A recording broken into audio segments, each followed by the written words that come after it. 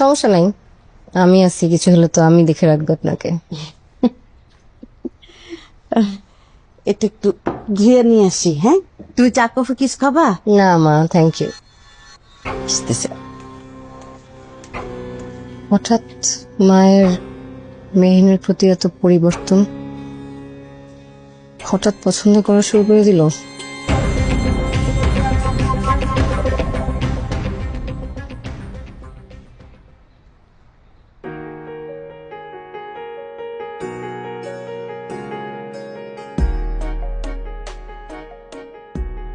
আমি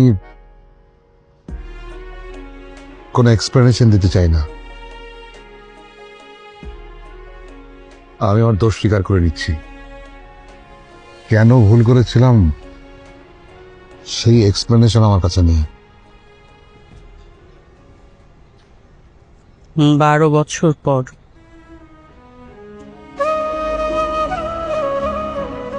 একবারও মনে হয়নি একটা খোঁজ নেওয়া দরকার, আমি বেঁচে আছি না মরে গেছি। হয়েছিল, 1000 বার হয়েছিল, কিন্তু লজ্জা, অপরাধ বোধ